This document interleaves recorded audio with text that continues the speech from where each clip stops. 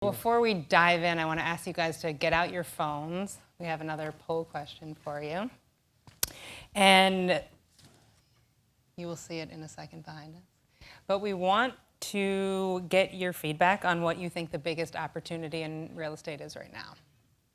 So while that's coming up on either side of the screens here, let's ask you guys. You're the experts. So let's start with you, Sarah. What do you think is the biggest opportunity in real estate? Where are you seeing appetite for investors in different strategies and geographies? So I am the co-head of a multi-manager platform. So from that perspective, I see capital flows across the world going into bigger funds, going into small funds that focus on one property type, one geography, sometimes only one city and one property type in one city. A couple trends that we're seeing out there, we still do see capital flowing into real estate. Last year, it was over $140 billion of capital raised in the space. And we're seeing those flows go into the big funds. And we're also seeing them go into some lower risk strategies like core plus, and some debt strategies. From our perspective, we think the most interesting opportunities out there are the ones that are driven by more demographic trends. So opportunities that are really linked to the changing way in which people are using real estate. Okay, interesting. What about you, Nadeem? Yeah, so I would say it's an interesting world. It's a more challenging environment today to invest in real estate because we're deeper in the cycle. And when you look at the world, we're seeing slowing GDP growth, and yields are low, valuations are generally quite full, and so what we're focused on in terms of positives is the fact that new supply today in the U.S. is actually quite moderate relative to prior cycles. And technological disruption is happening all around us. And so for us, it's really focusing on places where we can see the benefit of technological disruption, changes in the way that people use real estate, changes in the way people live, work, shop. That's what attracts us to asset classes like logistics, where I'm sure we'll talk about this. We're very big investors globally, as well as places that benefit from technology. So, cities that have healthy technology ecosystems, places where talent wants to be, those are the places where we're investing heavily. Places like the West Coast of the US, like Boston. And it's really a global phenomenon for us. But today, we're in a world where you really can't just buy the index. You can't just buy the average piece of real estate across any sector. It's really about picking your spots, identifying the path of growth, where we see tailwinds. And I think sometimes people mistake real estate for a bond, but the reality is that real estate actually can produce growth. And for us, it's all about identifying places where there's outsized growth. That's really where we focus our investing today. Okay, great. Right before we get to Hilary, I just want to note the audience thinks adult healthcare and medical office is the largest opportunity. E-commerce came in second, 23%. I would think maybe that would be a little bit higher, but maybe I do too much Amazon. So Hilary, what do you think? Tell us where you see opportunities. So I agree with much of what's already been said. We're taking our investments in the United States at this point very much on a case-by-case basis, and I think we're looking a lot at where jobs are being created and where the right kinds of jobs are being created. So all jobs are obviously not created equal. I heard someone say before I came out here that Manhattan is exhibiting some softness. But we invested relatively recently in a project down on Houston and the West Side Highway, which was a magnet for technology, and Google ultimately took the entire building. So there's an instance where, despite broader weakness perhaps in the Manhattan market, you can find opportunity if you're willing to sort of look granularly at what's out there. I do agree that there's secular support for logistics and e-commerce. We're also major investors in student housing for some of the same reasons. And then, in our traditional asset classes, again, markets and asset classes, we're taking a very close look at things one by one to find opportunities that make sense for us at this point in the cycle. Okay, great. Let's talk about e-commerce a little bit more. Nadeem, we'll start with you since you guys did that huge GLP deal. Was that more than $18 billion? You obviously believe in this space, so tell us a little bit why. Yeah, so logistics is our highest conviction global theme. We've acquired since 2010 over 1 billion square feet of logistics, and today we're the largest owner globally. And it's really a pretty simple thesis, which is goods are moving online and delivery times are shrinking. And really what that supports is that supports demand for last mile infill logistics in population centers. And that's really where we've been focusing our investing. So we've been very active in the US as well as the rest of the world. But you referenced the GLP acquisition, which was an $18 billion acquisition earlier this year. We also recently announced the acquisition of Colony's $6 billion US portfolio. What both portfolios have in common is that the average population within 15 miles of the assets is 2 million people. Essentially, we're close to rooftops, we're close to population. Not only is that important from a demand standpoint because the supply chain is moving closer and closer to where people live, but it's also important because in most major cities, it's hard to deliver new industrial buildings because there's not vacant land and it's hard to get it entitled. It takes time and it's expensive. Costs are rising. So both from a supply and demand standpoint, our preference has been to be in infill last mile locations, really playing off of e-commerce, and it's a global phenomenon for us. So we're doing it in Europe where we have a business called Mileway, which is the largest urban logistics platform on the continent. We're very big owners in Australia and in China, but it's essentially the same underlying thesis. Okay. And Hilary, I want to get your take on this as well, because you were a seller in the GLP deal, but I know you're a big believer in logistics, and your strategy is just a little bit different. Yeah, absolutely. So we are large investors in logistics globally. In the United States, we have high conviction in the space as well. We just maybe express it slightly differently in the way we go about investing. Our program in the United States is focused around ground-up development and repositioning of assets that are under-improved, but like Nadeem said, are very close to lots of rooftops. So for us, that means at the moment we're focused on port-oriented markets like the Port of Los Angeles and Long Beach and the Port of Elizabeth in northern New Jersey. And we have a $3 billion portfolio here in the United States that we have basically built from the ground up with a few assets. In northern New Jersey, it's sort of hard to build from the ground up, but there are assets there which were clearly underutilized, which we've repositioned for tenants like Amazon and other third-party logistics providers to Manhattan, to Southern California, where there's 50 million people, rooftops that you can access. Okay, that makes a lot of sense. Let's move on to retail. So Sarah, I want to come to you. We talked a little bit about how investors have generally sort of soured on retail. Every couple days there's another headline about a company going through bankruptcy. I think Forever 21 was the latest, the dying mall story. But there can be opportunities to be found in retail, right? That's right. So this is the flip side of the logistics story. So you have the rise in e-commerce, and what that means is that the bricks and mortar stores are being impacted. But a couple of thoughts to share on it. The first is that we're seeing almost a whole-scale reduction in valuations across the board with these retail properties. So even performing properties, grocery-anchored properties, very good high-quality properties, the prices are coming down as well. So whenever you see that type of a dislocation, there is opportunity. And we're looking at that opportunity in a couple of different ways.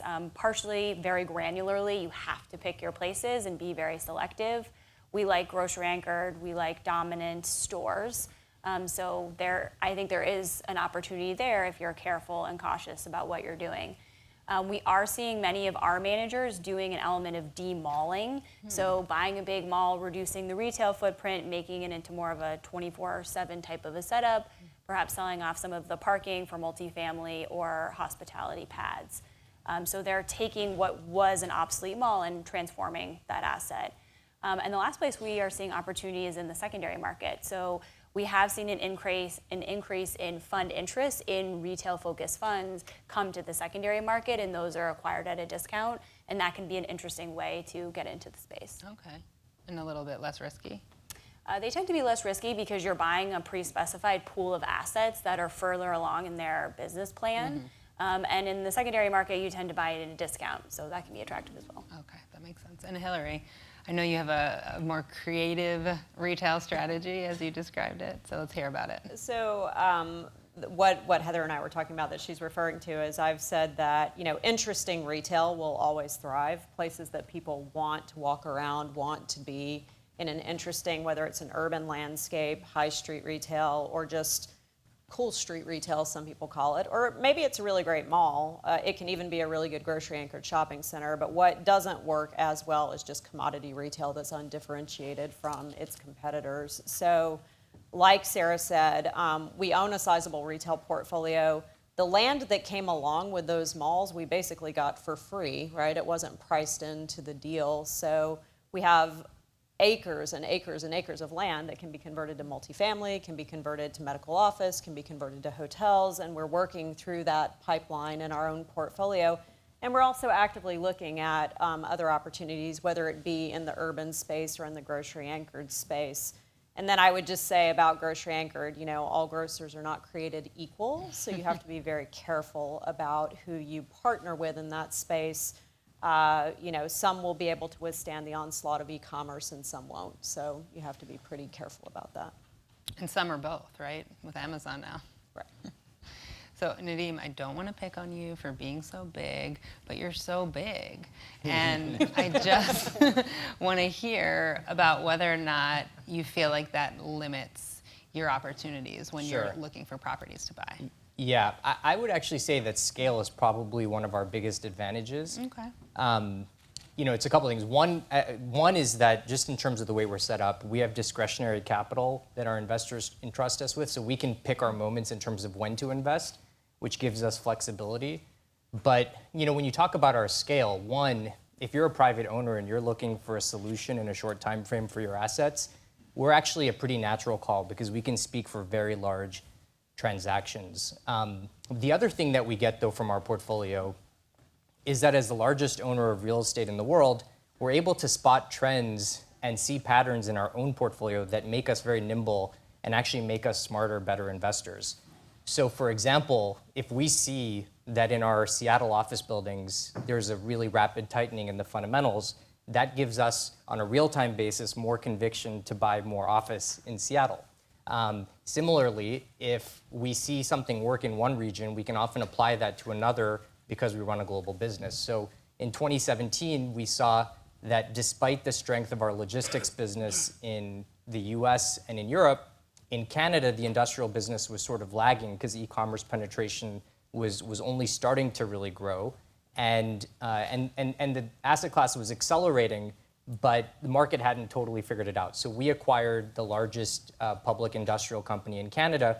Today, it's the best performing, or arguably the best performing market in the world for industrial. So I think the ability to draw connections and see patterns across geographies and across our portfolio actually enables us to be better investors, and that's why I think it's a big advantage.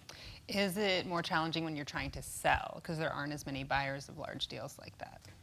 We talk about every time we invest in something, exit liquidity and how are we going to sell this ultimately. And what we like to do is buy businesses and assets that are high quality that give us optionality at exit. So we've taken companies public, think of Hilton and others. We've sold assets privately.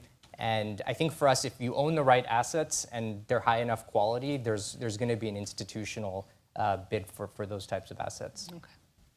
So Sarah, we talked a little bit about the secondary markets, but tell us a little bit more about what other trends you're seeing in buying and selling right now. Sure. So the secondary market has grown a lot over the past 10 years. In 2008, it would have been less than $1 billion, and now it's about $5 to $6 billion annually. And at the time when it really came into being was the global financial crisis. So at that point in the market, most of the sellers were transacting because they were distressed, and the discounts were huge given that distress and the point we were in the market. Fast forward to today, the stigma around selling because of that distress has dissipated. Sellers are really embracing the market as a portfolio management tool. And so what we're seeing is that most of the transactions that take place today are done for a portfolio management reason. So this is, I think, a very natural evolution in the market because private real estate is illiquid, and the average fund life is 10 years long. So it's completely normal that an investor would want to change their portfolio during that 10-year span, and the secondary players are giving liquidity to those investors. And those portfolio management sales are typically high-level strategic decisions that are taken. They are a shift in strategy. They are a rebalancing. In some cases, we see large institutions change their portfolios when new leadership joins. And those institutions are not distressed in any way. And what they're selling can actually be extremely high quality, very good assets. And I think that makes the buying opportunity interesting in the space. There are the same roughly number of players that do it now that did it 10 years ago. So the numbers of players haven't really changed. The dollars in the space have grown over time. But I think the opportunity is continuing to expand. Okay, that's great. And Hilary, student housing. So you guys have made a big bet on student housing. Yes. Tell us why, and is there still opportunity there? Sure. So in 2015, we began researching the space, and what we discovered was that it was extremely fractured in terms of ownership, with not very much institutional capital looking at the space at that moment. And so we formed a venture to acquire student housing. We began buying in early 2016, and we're now, we have 50,000 beds. And so there's been a tremendous consolidation opportunity that we were able to take advantage of. And one of the nice things about student housing is that while the returns on student housing on an unlevered basis are higher than traditional multifamily, it finances much like traditional multifamily, so the leveraged returns can be really attractive in the space.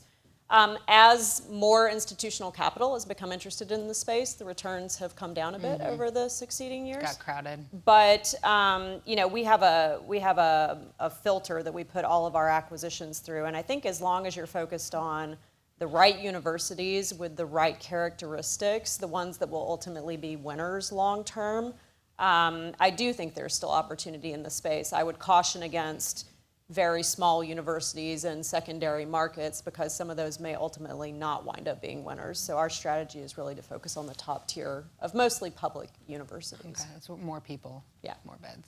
So what about senior housing, though? There's a lot of trends, and especially the medical housing as well. There's a lot of trends with in-home care increasing, and private equity especially is putting more money into this space. Does that make real estate for senior housing kind of go the other way? So I think that we actually do have some exposure to seniors housing. It's been a little bit of a mixed bag. You referenced, people having in-home care, and a lot of people who have the money to go into assisted living also have the money to have in-home care. Right. So where we've tried to focus our efforts in recent years is places that people want to live anyway, instead of assuming that someone is going to, for example, move to Florida if they live in New York for retirement. Look for seniors housing in New York, look for seniors housing in Boston, in Seattle, in San Francisco, in these very vibrant places where people want to be anyway. But we're taking that one on a very case-by-case basis, and our exposure to it is relatively small at this point. Okay. Nadeem, is there a city or an area that you would avoid? Well, I would know say it's a loaded question. Yeah, I would say it the other way, which is, where we are investing is places where we see growth. If you talk to companies today that are growing fast, their biggest struggle is to find talent. And so what that brings them to is to cities on the west coast of the US, to places like Boston, to Austin, Texas, to Nashville, to Atlanta. And cities that have these vibrant tech ecosystems where talent wants to be. Those are the places where we're really focused on, and it's not just in the US, it really is global, but take Seattle. We're one of the largest owners of office buildings in that market. It's the cloud computing capital of the world. You have Amazon, you have Microsoft, you have tons of demand drivers, really strong office market. Los Angeles, we're big investors in. There you have billions of dollars being poured into content creation. You have the Netflixes of the world, Disney, Amazon, all pouring capital into the market as content and technology converge. In life sciences, we're a big owner of lab office buildings. We're one of the largest owners in the world. And through that, we're big investors in Cambridge and Boston. And that's one of the life science centers globally in terms of research and development. If you looked at that market 15 years ago, almost none of the top biopharma companies were doing research there. But today, fast forward, almost all the large biopharma companies are in Cambridge doing R&D. And the reason for that is that that's where you find the best researchers, professors. It gives the opportunity to collaborate. And as a result, it's been one of the best performing office markets in the past 5 years. And today, rents in Cambridge are actually higher than in Midtown Manhattan. And so it's really about where we are investing, which is the cities that have these dynamic growth patterns. We're doing the same thing in Berlin, Germany, and Stockholm, and Amsterdam. India has been a really big market for us.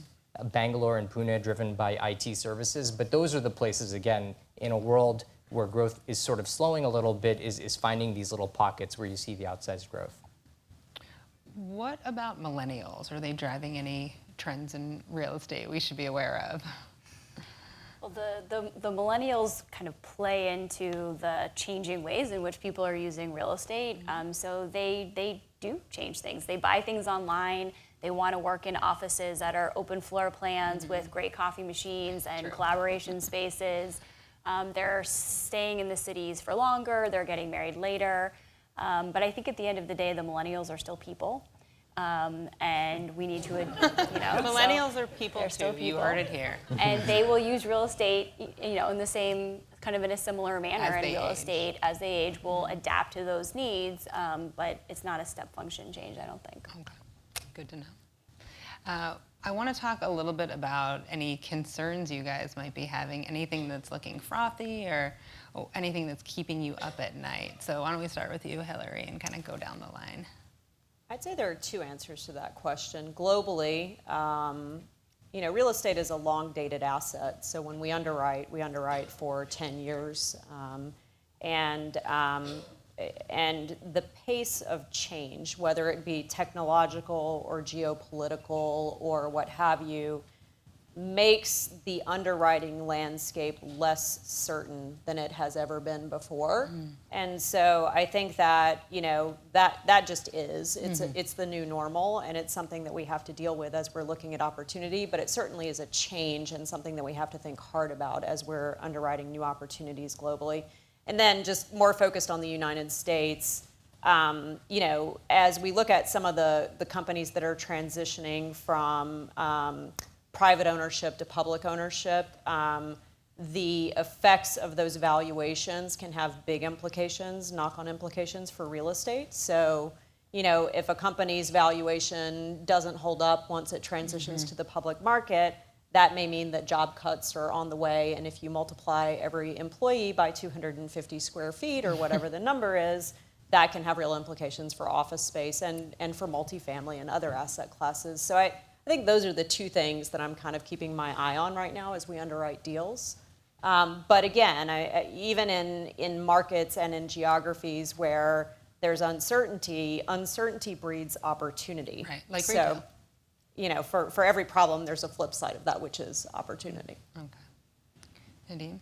Yeah, I would say very similar sentiments to Hilary, which is, as real estate investors, especially as global real estate investors, we look at geopolitics, interest rates, where we are in the economic cycle, and we do our best with that. But what I would say we spend a lot of time talking about and thinking about is technology and the way in which real estate is used. And it does feel like there's so many disruptors today in terms of how real estate is used, where people live, how they work.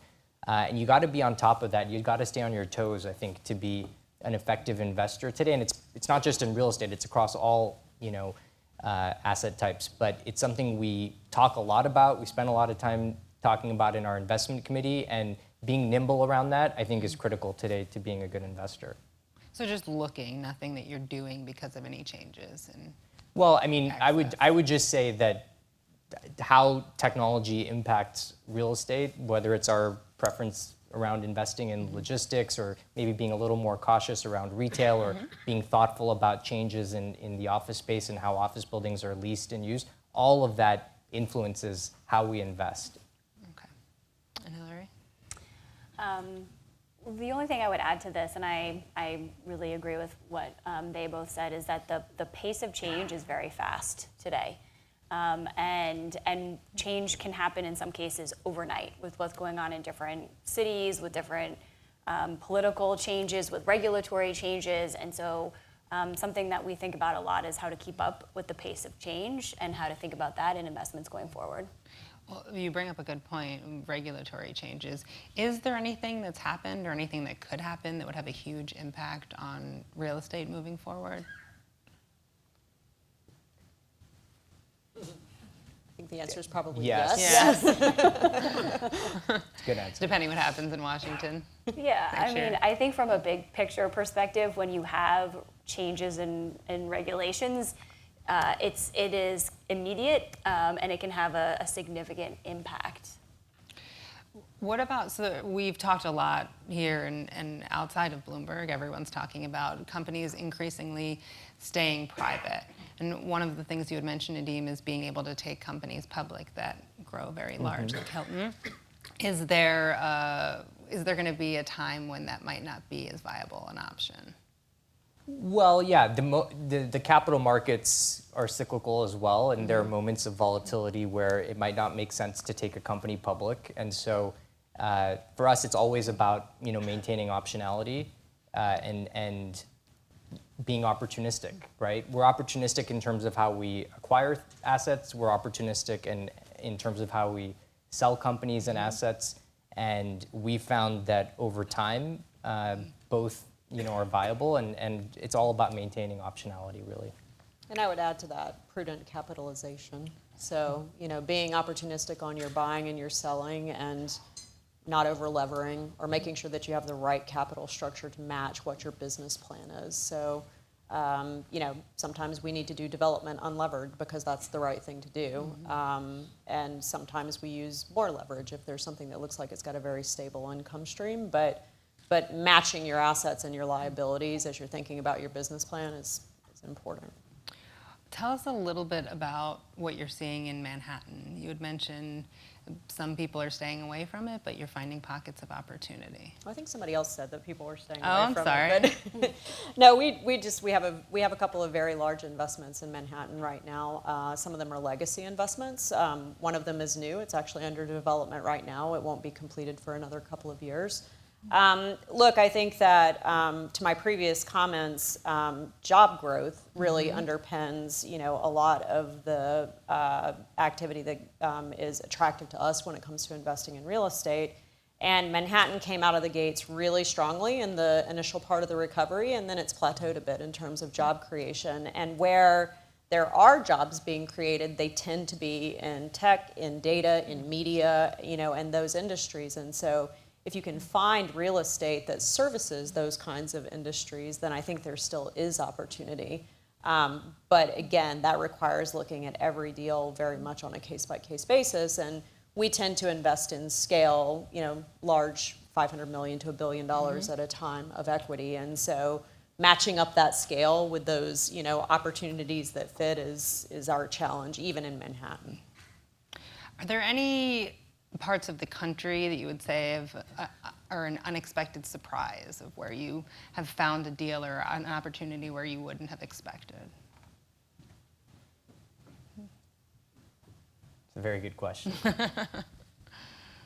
Well, this is going back a couple of years, but we took Parkway Properties private in 2017, and Parkway was a Houston-based office REIT, and essentially it came to exist through a merger and then a spin of two public companies, and so the public markets had sort of heavily penalized Houston because of what was going on in the oil industry. Right.